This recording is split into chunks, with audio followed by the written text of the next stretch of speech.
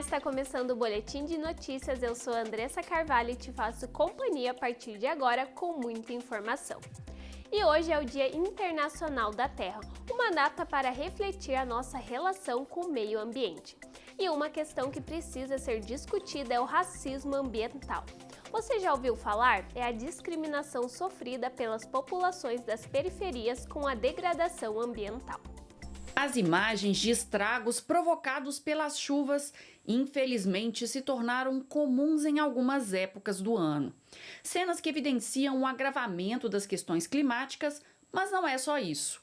A cada nova tragédia, fica evidente quais são as pessoas mais impactadas. As populações que mais sofrem são as populações pobres, são as populações desprovidas, são as populações que, até pelos processos de mercantilização de tudo, não é, de especulação imobiliária, elas são empurradas para as áreas de risco, elas são obrigadas a morar nos terrenos que sobram, digamos assim, né? Nesse cenário ganha força a discussão sobre o conceito de racismo ambiental. Citado pela primeira vez nos anos 60 nos Estados Unidos, o termo segue sendo atual e adequado para a realidade brasileira. Entre os mais pobres, ou seja, os mais impactados pelos efeitos dos extremos climáticos, 75% são negros. Falar de racismo ambiental é entender um processo histórico que atravessa a população preta aqui no Brasil e é começar a olhar através de uma lente realmente antirracista para os desafios sociais que a gente está inserido, para os desafios que trazem a fome, trazem questões relacionadas a transporte, questões relacionadas à saúde e que vai fazendo com que corpos parecidos com os meus sejam os primeiros a morrerem dentro desse sistema estruturalmente racista. No caso de tragédias ambientais, como o rompimento da barragem da Vale em Brumadinho, o perfil populacional dos atingidos também mostra como o conceito se materializa. Levantamento realizado pelo Grupo de Pesquisas em Política, Economia, Mineração, Ambiente e Sociedade apontou em 2019 que pouco mais de 60% das pessoas impactadas pelo caminho dos rejeitos eram negras e indígenas.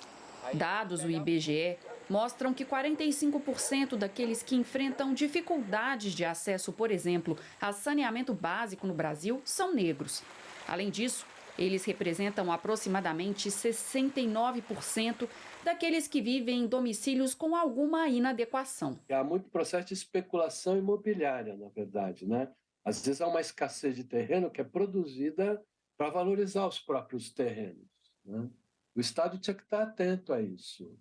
O Estado tinha que, se for o caso, ele tem que, desapropriar, em nome do interesse social, certas regiões de terrenos localizados em áreas com menos risco, que são normalmente mais nobres, digamos assim, para alocar essa população. Além de políticas públicas para combater desigualdades, a ativista e jovem embaixadora da ONU lembra que é preciso também apoiar iniciativas desenvolvidas nas periferias, como soluções para enfrentar as mudanças climáticas. Eu acho que vale desde se conectar com pessoas periféricas que estão produzindo conteúdo, que estão compartilhando experiências e vivências, até trocar ideia com a pessoa do seu bairro, a mana, o mano periférico que está lá catando latinha, que está lá separando lixo, que está lá num lugar mais humilde, mais vulnerável e mais marginalizado, sentar e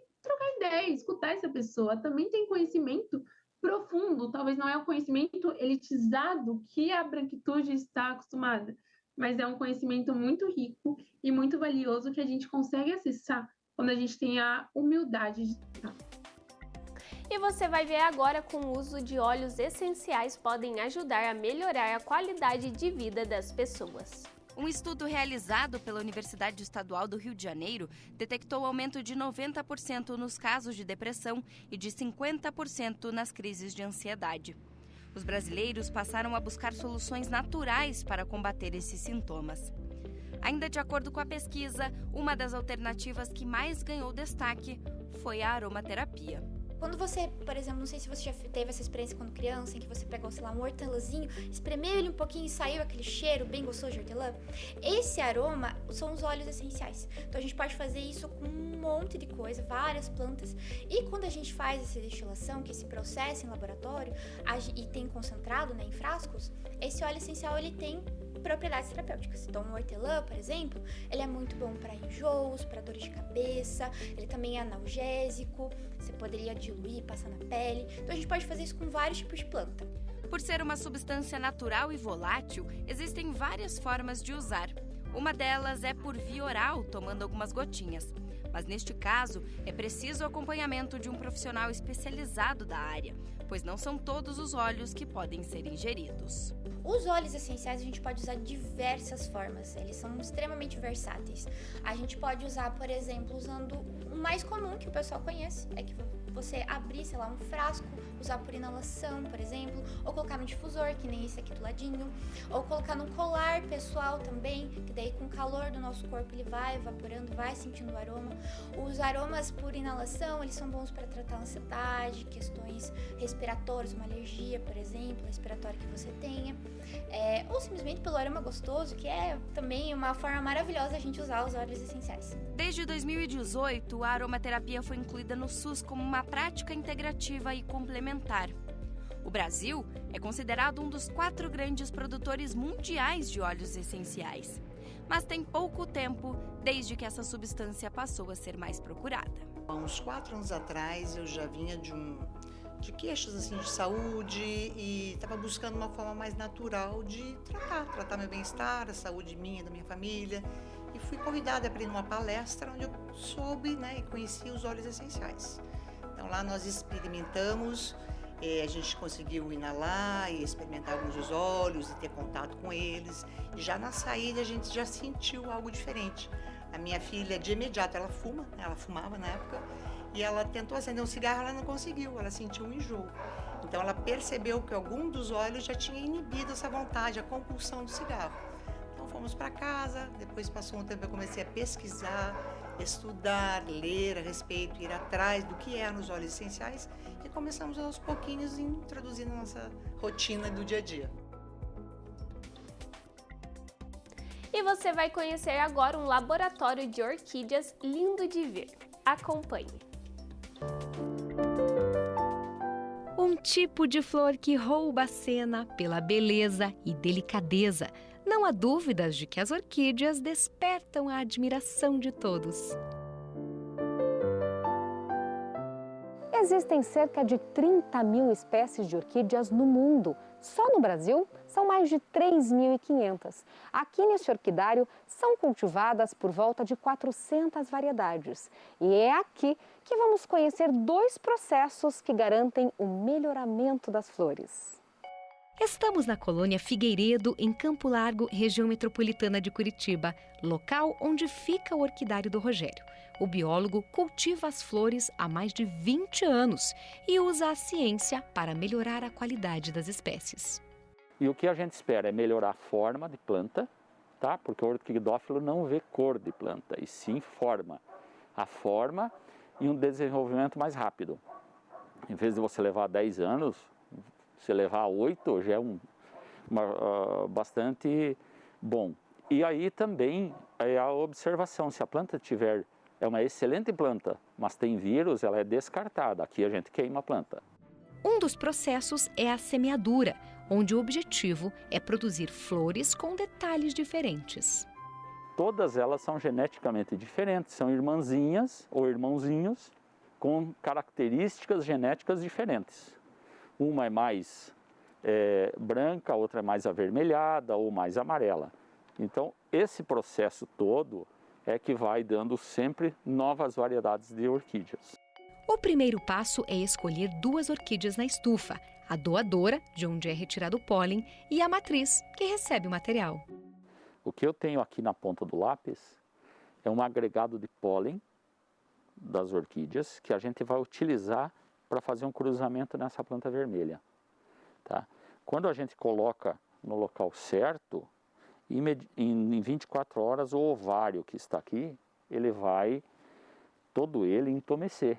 ou seja, vai haver a fecundação dos óvulos que estão na flor pelos pólens que estão nessa polínia. Tá? Dentro de 1 ano aproximadamente, ele fica amadurecido para ir para o laboratório. No laboratório, a cápsula gerada após a fecundação é utilizada para iniciar o procedimento. Cada semeadura pode gerar até 50 mil plantas com detalhes diferentes. E as sementes vão ser imediatamente semeadas nos frascos onde existe o meio de cultura para isso. Isso é bastante rápido e simples, tá? Mas demanda algumas técnicas de laboratório, de equipamento. E depois de semeado aqui, em 30 dias a gente já vê o resultado, se nasceu ou não. Depois que a cápsula passa pelo processo de semeadura, vem parar aqui na sala de crescimento, onde fica por até 14 meses. Por ano, saem daqui cerca de 200 mil novas orquídeas. Mas, para que isso seja possível, o local conta com uma estrutura muito especial. O que a gente teve que fazer, em primeiro lugar, é entender a quantidade de calor e luz que a planta precisa. Então, nós estamos numa sala com isolamento térmico, 3 isolamentos térmicos, porque nós moramos numa região que é fria, e aqui dentro, hoje, a hora que você entrou aqui, você já sentiu bastante calor. Hoje está 25 graus aqui dentro, que é a média que fica durante 24 horas dia, todos os dias do ano. Já o processo de clonagem busca plantas iguais à matriz, com as melhores características dela. O trabalho também é realizado no laboratório e pode gerar até 1000 novas orquídeas. Todo o processo é identificado para que os resultados sejam acompanhados e os acertos repetidos. E o Rogério faz questão de dar uma dica especial para quem gosta de flores. Não comprem plantas que não sejam de laboratórios ou de produtores sérios. Se você desconfiar que essa planta veio da mata, eu achei isso caído, não compre, não adquira, porque você está ajudando a destruir o restante de natureza que a gente tem.